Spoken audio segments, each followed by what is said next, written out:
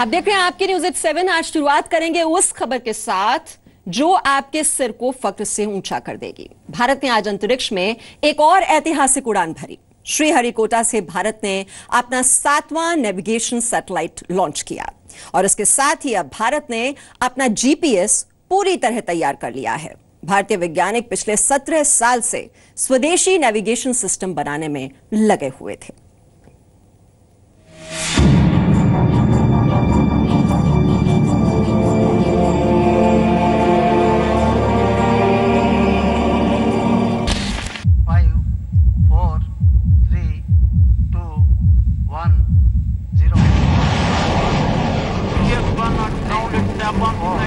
So PS was ignited, vehicle lifted off safely from the tower. अंतरिक्ष में भारत की एक और ऐतिहासिक उड़ान। घटनाक्रम हमारी आंखों के सामने साकार होता है। कहानी कल्पना यथार्थ में बदल गई। 17 साल बाद अमेरिका को भारत का जवाब। देश को एक स्वतंत्र भारत में ही विकसित प्रादेशिक नवागन उपग्रह प्रणाली का अस्तित्व सामने लाता हुआ हमारा PSLV 17 साल पहले अमेरिका ने ठुकराया, भारत ने किया था चैलेंज को स्वीकार। 76 किलोमीटर दूरी पर पहुंच गया है। एक छोटा सा एनिमेशन आपके सामने कैसे जो चरण है, स्टेप-ऑन्स है, वो कैसे अलग हुए। 17 साल पहले भारत ने जो जिद की थी वो आज पूरी हो गई। भारत का स्वदेशी जीपीएस 17 साल पहले अमेरिकी चैलेंज को करारा जवाब है।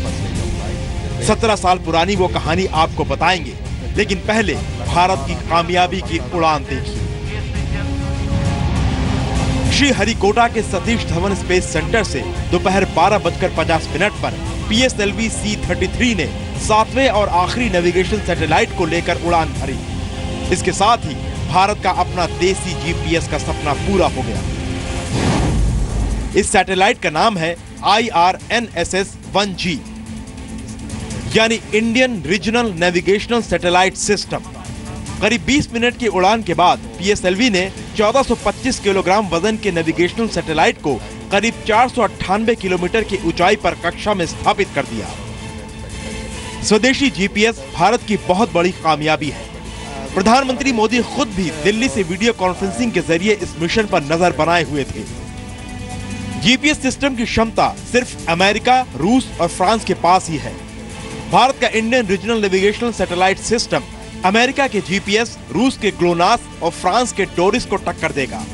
इस तरह की प्रणाली को यूरोपीय संघ और चीन भी साल 2020 तक ही विकसित कर पाएंगे, लेकिन भारत ये कामयाबी आज ही हासिल कर चुका है और प्रधानमंत्री मोदी ने इस सिस्टम का नाम रखा है नाविक।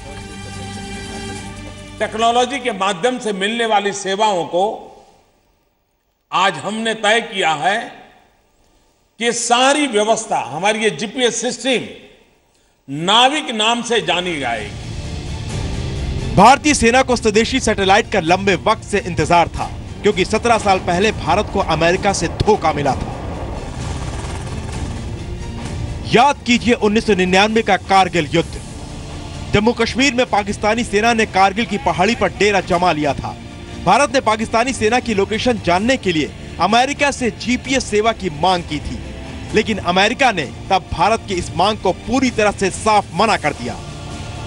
उसी वक्त भारत ने ठान लिया कि वो अपना स्वदेशी जीपीएस बनाएगा और आज वो कोशिश कामयाब हुई।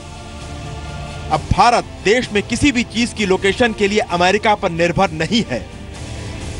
हमारे रास्ते हम तय करेंगे। कैसे जाना, कहां जाना, कैसे पहुंचना, यह हमारी अपनी टेक्नोलॉजी के माध्यम से होगा। इस सैटेलाइट की मदद से भारत के दूर दराज के इलाकों की सही लोकेशन पता चल पाएगी। ये फिलहाल 1500 किलोमीटर तक के दायरे में सटीक जानकारी देगा। IRNSS यूजर्स को 20 मीटर से भी कम की दूरी की सटीक जानकारी देगा। मिलिट्री मिसाइल डिलीवरी के लिए ये इस्तेमाल होगा। विमान को ट्रैक करने और उसके नेविगेशन के लिए भी इस्तेमाल होगा। हवाई और समुद्री यातायात में इससे मदद मिलेगी। खासतौर पर लंबी समुद्री यात्रा वाले जहाजों को इससे काफी फायदा होगा। मछुआरों को सही जानकारी मिल सकेगी। सड़क पर चलती गाड़ी और लोगों पर भी नजर रख पाएगा ये। आपदा के प्रबंधन में यह मदद करेगा। इस सर्विस को मोबाइल फोन से जोड़ा जा सकेगा और इससे हाइकर्स और ट्रैवलर्स को मदद मिलेगी। हम जानते हैं कि आज के युग में जीपीएस सिस्टम का बहुत बड़ा रोल हो गया है। हमारा एक मछुआरा भी इस व्यवस्था के तहत मछली का कैच कहां ज्यादा है, मछली कैच करने के लिए कहां जाना चाहिए, शॉर्टेस्ट रूट कौन सा होगा, ये अब भारतीय सैटेलाइट के मार्गदर्शन में काम कर पाएगा। अब हमारे विमानों को अगर लैंड करना है तो बहुत सरलता से, एक्यूरेसी के साथ अपनी भारतीय व्यवस्था से वो कर पाएंगे। सभी 7 सैटेलाइट की लॉन्चिंग पर करीब 910 करोड़ रुपए का खर्च आया है। इस नेविगेशन सिस्टम ने अंतरिक्ष विज्ञान की दुनिया में भारत की पोजीशन को और मजबूत कर दिया है। ब्यूरो रिपोर्ट, जी मीडिया। और इस जीपीएस प्रणाली को पूरी तरह से भारतीय तकनीक से विकसित करने के लिए वैज्ञानिकों ने 7 सैटेलाइट को एक नक्षत्र की तरह पृथ्वी की कक्षा में स्थापित करने का फैसला किया। 6 सैटेलाइट पहले ही भेजे जा चुके थे और 7वां नेविगेशनल सैटेलाइट आज भेजा गया। पहला Indian regional navigational satellite system 1A जुलाई 2013 में भेजा गया था। दूसरा IRNSS-1B अप्रैल 2014 में लॉन्च हुआ। तीसरा IRNSS-1C अक्टूबर 2014 में लॉन्च हुआ। चौथा IRNSS-1D मार्च 2015 में लॉन्च हुआ और पांचवा IRNSS-1E 20 जनवरी 2016 का लॉन्च हुआ।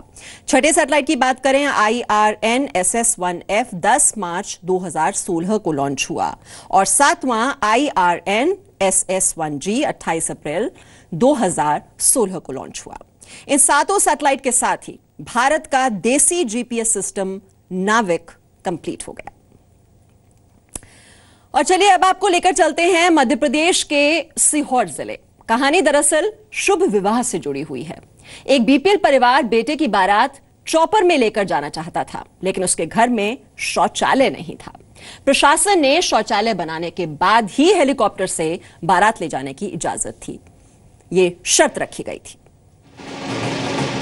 मध्य प्रदेश के सीहोर जिले में चॉपर से दूल्हा उतरा तो देखने वालों की भीड़ लग गई।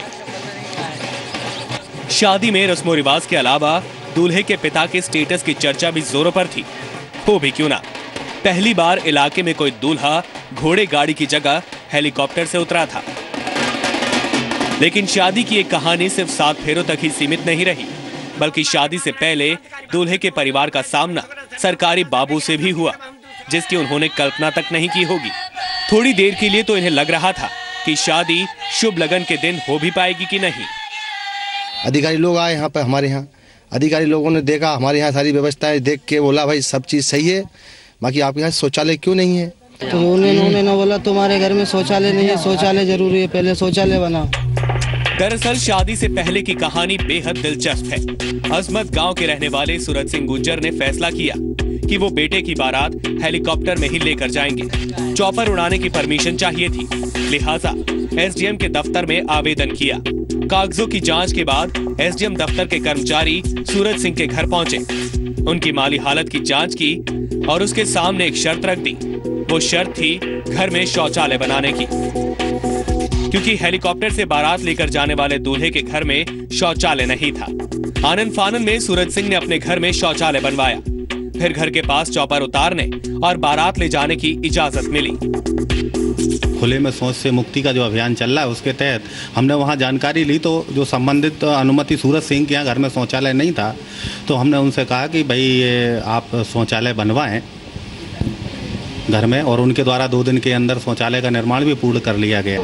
तो सर मैं खुद एक पढ़ा लिखा व्यक्ति हूँ, हर घर में शौचालय होना चाहिए, और अगर अपनी बिटिया के यहाँ शौचालय नहीं है, हर व्यक्ति को उसके घर में पहले शौचालय बनाना चाहिए। इसके बाद वैसे वाकई क्या बीपीएल परिवार था भी या नहीं, ये जरूर जांच का विषय हो सकता है, लेकिन अच्छी बात यह रही कि जिस घर में शौचालय नहीं था वो बन गए।